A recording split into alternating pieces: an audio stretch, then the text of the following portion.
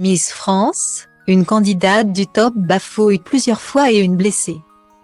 Elle est présente chaque année, mais les téléspectateurs de TF1 ne s'en lassent pas.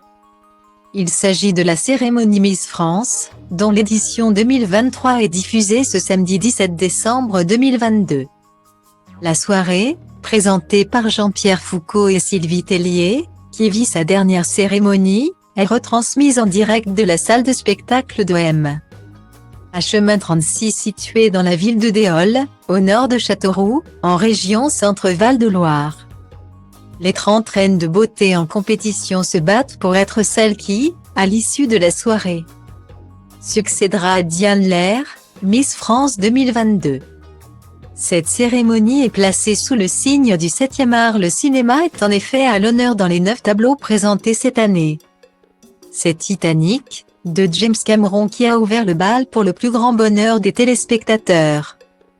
Un tableau qui a émerveillé le public comme le jury, composé de la judokate française médaillée d'or aux Jeux Olympiques Clarisse Agbenienou, du producteur et acteur Dominique Besnehard, du comédien Arnaud Ducret, du chanteur Cangy Girac, de Bérangère Krief ainsi que de Marine L'Orphelin, Miss France 2013, et du président de ce jury Francis Huster.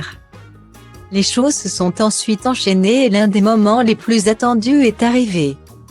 Stylo Diva place le holdé à 1 et à 1, 8 300 px, minimum et 250 px, at media screen end, minimum 8 990 px, div.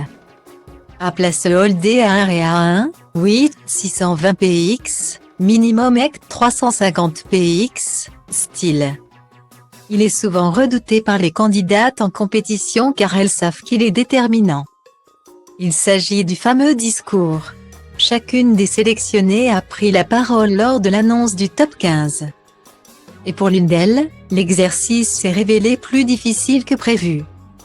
En effet, Oriane Galvez-Soto, Miss Aquitaine, a perdu ses moyens au moment de prendre la parole face au jury et au public. Bonsoir à tous, je m'appelle Oriane Galvez-Soto, j'ai 23 ans, pardon, virgule. A-t-elle tout d'abord déclaré avant de bafouiller une première fois, après avoir repris ses esprits. Elle a poursuivi, je suis maquilleuse et aussi directrice d'une jeune marque de bijoux, Richard Ross. Je suis de nature aventureuse et c'est pour cela que j'irai dans chaque région si vous m'élisez ce soir pour vous rencontrer. Pardon. Une fois de plus, la reine de beauté a perdu ses mots. Encouragée par Jean-Pierre Foucault. Elle ne s'est malgré tout pas laissée démonter. Cangy, je voulais vous adresser un message.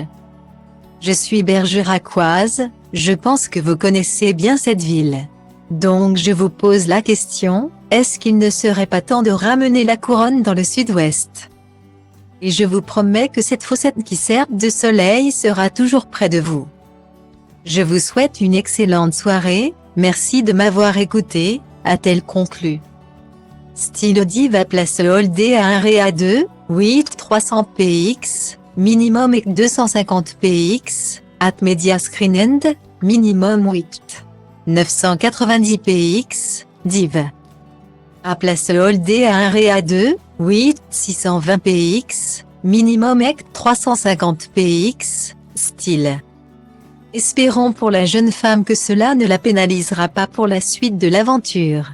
Elle affrontera Marion Navarro, Miss Franche-Comté, Indira Ampio, Miss Guadeloupe, Emma Guibert, Miss Pays de la Loire, Flavie Barla, Miss Côte d'Azur, Bérénice Legendre, Miss Picardie, Florence de Mortier, Miss Midi-Pyrénées, Cameron Vallière, Miss Languedoc, Chiara Fontaine, Miss Roussillon, Agathe Coët, Miss Nord-Pas-de-Calais, Esther Coutin, Miss Rhône-Alpes, Alicia Ladeveuse, Miss Auvergne, Sarah Aoutard, Miss Lorraine, Marine Paulet, Miss Poitou-Charentes, Axel René, Miss Martinique. De son côté, Marie Paulet, Miss Poitou-Charentes, a fait un émouvant discours. La jeune femme a révélé que par le passé, elle a été victime de violences conjugales. Elle a également expliqué qu'avant la cérémonie, elle s'était blessée. Elle s'est en effet fait une entorse avant de venir. Mais comme on dit, show must go on.